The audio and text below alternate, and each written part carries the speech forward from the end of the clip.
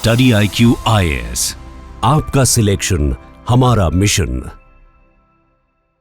तो यूपीआई को जब 2016 में इंट्रोड्यूस किया गया था तो इसका ऑब्जेक्टिव था एक फाइनेंशियल इंक्लूजन को प्रमोट करना, कि देश के हर एक नागरिक तक ये फाइनेंशियल सर्विसेज पहुंचाई जा सकें, कि आपको अगर कोई ट्रांजैक्शन करनी है तो आप बहुत इजीली अपने मोबाइल फोन से भी कर सकते हैं। और देखते ही देखते एक ऐसा समय आ चुका है कि हो सकता है शायद किसी गांव में जो वहां की रोड है वो शायद पक्की ना हो, बट वहां उन गांव की दुकानों में आपको फिर भी QR कोड्स लगे हुए जरूर देखने को मिल जाएंगे, जो कि आपकी पेमेंट करने के लिए बहुत ईजी है।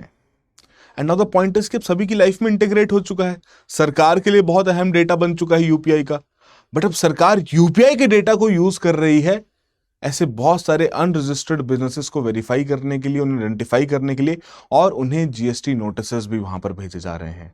जिसकी वजह से एक बहुत बड़ा सवाल यहां पर उठता है, क्या यूपीआई एक नया टैक्स वेपन यहां पर बन गया सरकार के लिए? यूपीआई का डेटा एक सर्वेलेंस टूल यहां पर बन गया सरकार के लिए?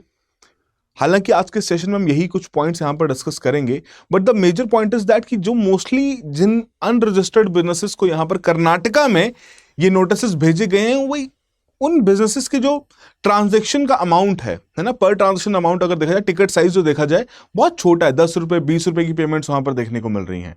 बट इन्हीं पेमेंट्स के चलते भैया 29 लाख रुपीस का एक नोटिस वहां पर एक पर्टिकुलर वेंडर को, वेजिटेबल वेंडर को भी वहां पर भेजा गया है, राइट। अब जिसकी वजह से एक बहुत बड़ा यहां पर मुद्दा उठ चुका है कि एग्जैक्टली यूपीआई किस तरीके से यूज किया जा रहा है।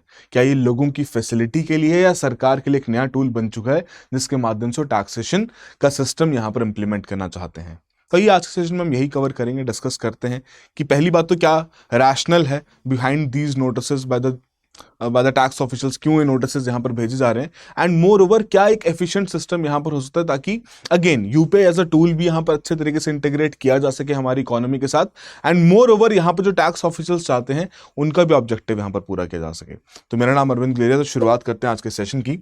तो बेसिकली अगर देखा जाए कि क्यों नोटिसेस यहां पर भेजे जा रहे हैं, इन सभी वेंडर्स को, अनरजिस्टर्ड वेंडर्स को कर्नाटका में क्यों नोटिसेस यहां पर भेजे गए, तो देखिए जीएसटी का जो आपका पूरा सिस्टम है, इनडायरेक्ट टैक्सेशन का जो सिस्टम है, इसका ऑब्जेक्टिव क्या था कि भैया जो भी आपके गुड्स एंड सर्विसेज का सेल हो रहा है उस पर एक indirect tax, one nation one taxation regime के थ्रू एक इनडायरेक्ट टैक्स यहां पर लगाया जाएगा, दैट्स इट, राइट। अब ये लगाया किसके ऊपर जाएगा भैया? डेफिनेटली बिजनेसेस के ऊपर लगाया जाएगा। अब यहां पर क्या बोला गया था कि ऐसे बिजनेसेस जिनका स्केल छोटा है उनको एग्जेम्पशन हम दे देंगे। अब स्केल किस तरीके से डिसाइड कीजिएगा कितना छोटा है कितना बड़ा है? तो उस केस में बोला गया भैया जो गुड्स में यहां पर काम कर रहे हैं, अगर उनका ईयरली रेवेन्यू जितना भी वो यहां पर सेल करके पैसा कमा रहे हैं, अगर वो ईयरली रेवेन्यू 40 लाख से कम का है तो उनको खुद को अपने साथ जीएसटी के साथ रजिस्टर करवाने की आवश्यकता नहीं है। एंड सिमिलरली सर्विसेज वाले जो आपके बिजनेसेस, उनके लिए बोला गया कि अगर आपका जो पूरा सेगमेंट है, जितना पैसा यहां पर जनरेट कर रहे हो 20 लाख से कम का है सालाना, तो आपको भी यहां पर जीएसटी से एग्जेम्पशन दी जाती है कि आपको रजिस्टर करवाने की जरूरत नहीं है। ना दैट इज द पॉइंट ना, कि सरकार ने या जो टैक्स ऑफिशियल्स हैं कर्नाटका में, उनके द्वारा यहां पर ऑब्जर्व किया गया यार बहुत सारे ऐसे स्ट्रीट वेंडर्स हैं या नॉर्मल वेंडर्स हैं या अनरजिस्टर्ड बिजनेसेस जिन्होंने खुद को जीएसटी के साथ रजिस्टर नहीं करवाया है, ये बोल के कि हमारा 40 लाख से कम है, बट उनके जब यूपीआई डेटा देखा गया कि उनके खाते में कितना पैसा आ रहा है, भैया वो करोड़ में यहां पर पाया गया। एंड यहां पर ऐसा नहीं कि भैया एक साल का डेटा यहां पर ऑब्जर्व किया गया है, 2021-22 से यहां पर commercial tax department of Karnataka द्वारा ये डेटा ऑब्जर्व करना यहां पर शुरू किया गया, एंड उसके बेसिस पर फिर यहां पर उन्होंने नोटिस भेजने शुरू किए। नाउ एक बहुत इंपॉर्टेंट पॉइंट जो समझने वाला है, देखिए बहुत सारे आपके ऐसे बिजनेसेस भी हैं जिनके प्रोडक्ट्स के ऊपर, जिनके गुड्स के ऊपर ही वहां पर जीएसटी नहीं लगता। एग्जांपल जैसे वेजिटेबल्स हो गए, राइट। अब यहां जो टैक्स ऑफिशियल्स हैं जिनके द्वारा नोटिसेस यहां पर भेजे गए हैं, उन नोटिसेस का ऑब्जेक्टिव ये नहीं है कि वो डायरेक्टली ये कह रहे हैं कि आप टैक्स पे कीजिए। पहला पॉइंट तो ये क्लियर होना बहुत जरूरी है। सेकेंडली, इन नोटिसेस के माध्यम से टैक्स ऑफिशियल्स उन वेंडर से, उन अनरजिस्टर्ड बिजनेसेस से एक एक्सप्लेनेशन यहां पर मांग रहे हैं कि अगर आपका जो थ्रेशोल्ड अमाउंट 40 लाख का है, अगर आप उसको ब्रीच कर रहे हो तो आपने क्यों खुद को रजिस्टर नहीं करवाया? नहीं कराया तो आप करवा लीजिए। एंड मोर और लेस एक बहुत इंपॉर्टेंट पॉइंट कि आप ऐसा क्या बेच रहे हो जिसके बेसिस पर आपको यहां पर करोड़ में अमाउंट यहां पर आ रहा है।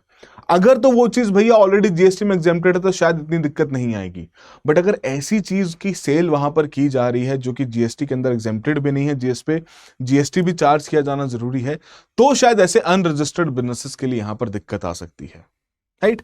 तो हालांकि हमारे जीएसटी एक्ट में ये प्रोविजंस यहां पर रखे गए थे, एग्जेम्पशंस यहां पर रखी गई थी। अब इन्हीं एग्जेम्पशंस का ब्रीच होता हुआ देखने को मिला, थ्रेशोल्ड्स का ब्रीच होता हुआ देखने को मिला, जिसके तहत ये नोटिसेस यहां पर भेजे गए।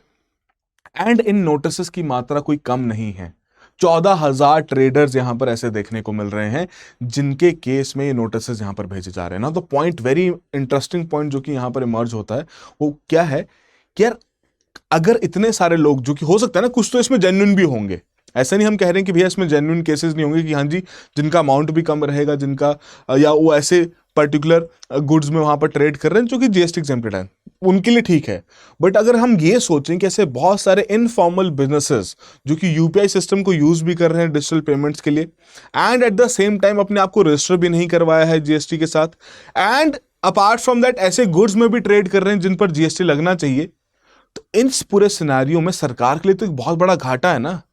देखा जाए तो सरकार के लिए तो एक बहुत बड़ा घाटा है कि भैया सरकार को जो ये टैक्स यहां पर मिलना चाहिए था वो तो मिला ही नहीं। तो कहीं ना कहीं गवर्नमेंट का ये भी ऑब्जेक्टिव यहां पर है कि इस टैक्स बेस को यहां पर बढ़ाया जाए, इस टैक्स बेस के ऊपर फोकस किया जाए, राइट।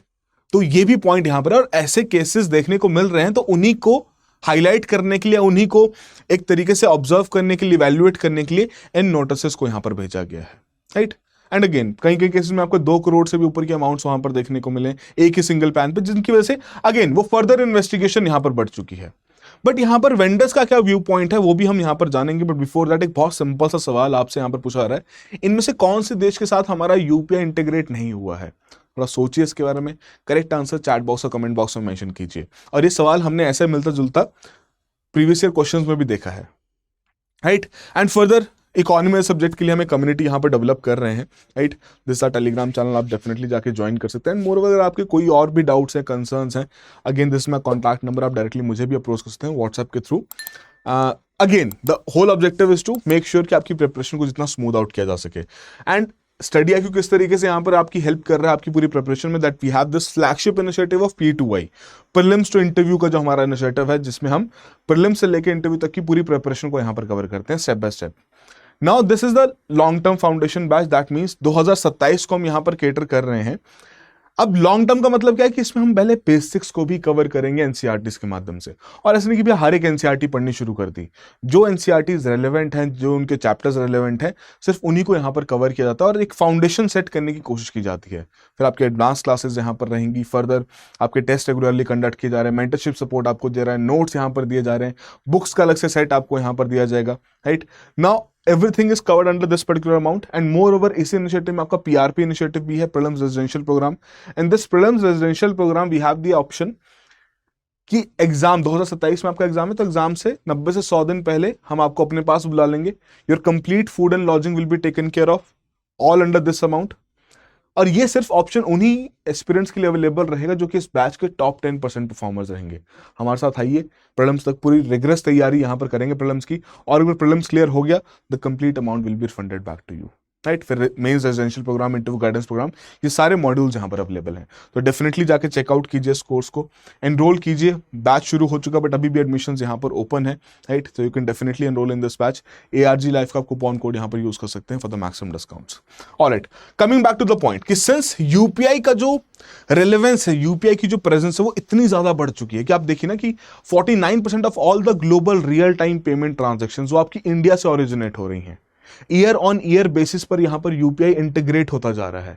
अब यही इंटीग्रेशन का बेनिफिट जाहिर सी बात है भैया बिजनेसेस भी उठाएंगे, क्योंकि आप खुद सोचो ना कि किसी भी पर्टिकुलर बिजनेस के लिए ईज ऑफ डूइंग ट्रांजैक्शन करना एक बहुत अहम हिस्सा है। जितना जल्दी उसके खाते में पैसा आएगा उतना जल्दी वो संतुष्ट रह के अपनी सेल भी वहां पर कर पाएगा, एज सिंपल एज दैट। अब यही यूपीआई का इंटीग्रेशन हमने रिटेल सेगमेंट में तो देख लिया, मतलब आपके और मेरे सेगमेंट में तो देख लिया हमने, बट यही इंटीग्रेशन है ये हम बिजनेस सेगमेंट में भी देख पा रहे हैं। बहुत सारे लोग अपना यूपीआई प्रेफर यहां पर करते हैं, है ना। जैसे कार्ड के केस में तो एमडीआर लग जाता है ना, मर्चेंट डिस्काउंट रेट, तो उनकी तरफ फिर अगेन यहां पर यूपीआई प्रेफर किया जाता है। तो यूपीआई के केस में हमने फिनोमिनल ग्रोथ देखी है। एंड मोर ओवर इस यूपीआई के ग्रोथ की वजह से ना, जो हमारे देश का एक बहुत बड़ा कंसर्न था कि भाई हमारे देश में इनफॉर्मल इकोनॉमी की प्रेजेंस सबसे ज्यादा है ना, मेजर सेगमेंट हमारा इनफॉर्मलाइज्ड यहां पर देखने को मिलता है। तो धीरे धीरे through this UPI segment we were able to formalize that informalized economy. वो फॉर्मलाइजेशन की प्रोसेस यहां पर शुरू हुई थी, और इंटीग्रेशन अब ऐसा भी नहीं है कि सिर्फ पेमेंट करने के लिए, नहीं भैया, अगर आपको इंश्योरेंस लेना है वहां यूपीआई यूज कर सकते हो, आपको मार्केट में इन्वेस्ट करना है वहां यूपीआई यूज कर सकते हो, राइट, आपको अपने मेडिकल बिल्स की पेमेंट करनी है वहां आप यूपीआई कर सकते हो। तो एवरी सेगमेंट आपका ये इंटीग्रेशन देखने को मिल रहा है। तो at the same time formalisation भी यहां पर हो रही थी, हालांकि बहुत स्मॉलर डिग्री ऑफ फॉर्मुलाइजेशन है, बट डेफिनेटली हेल्प तो कर रहा है ना उस तरीके से कि सरकार के पास कुछ डेटा तो आ रहा है कि भैया कौन कितना पैसा कहां से कहां जा रहा है। उस डेटा के बेसिस पर ही अब यहां पर नोटिस भेज दिए गए। अब नोटिस तो यहां पर भेज दिए गए, और एक बहुत इंटरेस्टिंग केस स्टडी भी है यहां पर कि शंकर गौड़ा करके आपके एक व्यक्ति हैं, वेंडर हैं, वेजिटेबल वेंडर हैं हवेली के। अब इनको यहां पर 29 लाख का जीएसटी नोटिस आया based on 1.63 crore rupees transaction in UPI credits. UPI credits मतलब जो उनके खाते में यहां पर आई है, राइट। अब यहां पर बोला जा रहा है कि भैया जो उनकी सेल्स हैं वो तो प्राइमरीली ऐसी सेल्स हैं जो कि जीएसटी एग्जेम्प्टेड आइटम्स हैं, कि वेजिटेबल्स की सेल कर रहे हैं, वेजिटेबल्स के ऊपर कोई जीएसटी नहीं लगता, राइट। और इस वेजिटेबल सेलर के जब नोटिस यहां पर आया तो उसी की वजह से ओवरऑल कर्नाटका में यूपीआई बॉयकॉट की मुहिम यहां पर शुरू होगी। और देखा जाए तो इनका लॉजिक भी बड़ा क्लियर है। ये कह रहे हैं कि सर एक तो पहली बात, हमारा जो मार्जिन है वो बहुत ही कम है, 10 से 20% का मार्जिन है, ठीक है, बहुत लिमिटेड सा यहाँ पर मार्जिन हम यहाँ पर काम कर रहे हैं, बहुत लिमिटेड मार्जिन में यहाँ पर सेल कर रहे हैं। सो कहीं ना कहीं अगर हम भी यहाँ पर जीएसटी पे करेंगे, हम भी यहाँ पर खुद को जीएसटी के साथ रजिस्टर करवाएंगे तो हमारी तो इनकम लेवल्स और ज़्यादा यहाँ पर कम हो जाएंगी, राइट। बट हालांकि जो नोटिस यहाँ पर भेजा गया है वो इस बेसिस पे भेजा गया है कि आप एक बार वेरीफाई तो कीजिए कि आप क्या क्या चीज़ें यहाँ पर बेच रहे हो सकता है कुछ ऐसी भी चीज़ें आप बेच रहे हो जिनके ऊपर यहाँ पर जीएसटी बनता हो, राइट। तो अगेन नोटिस जो भेजे गए हैं, again I will repeat, the whole point of sending this notices is to get a clarification कि आपने कितनी सेल यहां पर करी है, कौन से प्रोडक्ट्स की यहां पर सेल करी है, और अगर आप 40 लाख की लिमिट यहां पर ब्रीच कर रहे हो तो उससे आपने जीएसटी में अभी तक क्यों नहीं रजिस्टर करवाया, अपने बिजनेस को जीएसटी में क्यों नहीं रजिस्टर करवाया है। अब यहीं पर बहुत सारे वेंडर्स ये भी पॉइंट आउट कर रहे हैं कि ये बिना बात का एक मुहिम यहां पर टैक्स डिपार्टमेंट ने शुरू किया है अपने टारगेट्स को पूरा करने के लिए। जैसे कर्नाटका सरकार ने यहां पर 1.2 लाख करोड़ रुपीस का टारगेट यहां पर सेट किया था, कमर्शियल टैक्स टारगेट यहां पर सेट किया था फाइनेंशियल ईयर 2025-26 के लिए, एंड अभी तक ये 26,000 करोड़ तक ही पूरा हो पाया है, राइट, जिसकी वजह से आपका 13% का शॉर्टफॉल तो डायरेक्टली यहां पर इंडिकेट होता है, राइट।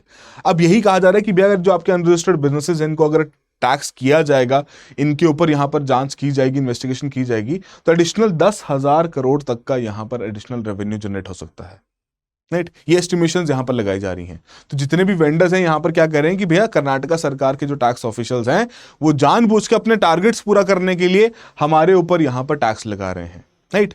और वहीं से कंफ्यूजन क्रिएट हो चुका है, और वहीं से वो बॉयकॉट यूपीआई की मुहिम यहां पर शुरू हो चुकी है कि यूपीआई को कंप्लीटली यहां पर बॉयकॉट करना है। एंड यही सिनेरियो बाकी स्टेट्स द्वारा भी फॉलो किया जा रहा है, बिकॉज अगेन ना सरकार का ऑब्जेक्टिव यहां पर क्या है, सरकार वैसे भी फॉर्मलाइज्ड इकोनॉमी क्यों चाहती है, आप खुद सोचिए ना। फॉर्मलाइज्ड इकोनॉमी रहेगी, सारा डेटा सरकार के पास अवेलेबल है, सरकार सभी के ऊपर टैक्स यहां पर लगा पाएगी, right.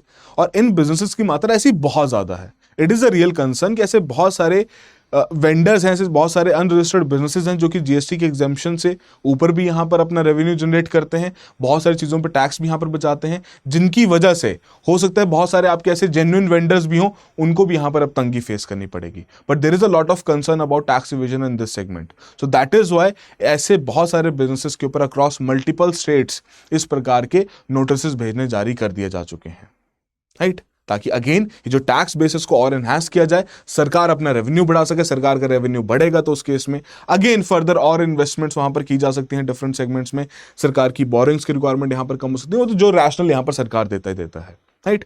But all in all हालांकि ऑब्जेक्टिव तो यहां पर सेट किया गया है इस पर्टिकुलर टारगेट को पूरा करने के लिए, बट इसी वजह से आपका ये यूपीआई बॉयकॉट मूवमेंट यहां पर शुरू हो चुका है। Now this UPI boycott movement is something that should not be there, है, जिसको हमें कंप्लीटली अवॉइड करना चाहिए, बिकॉज यूपीआई के थ्रू ही हम यहां पर एक तो डिजिटल ट्रांजैक्शंस के साथ वापस यहां पर आ चुके हैं, राइट।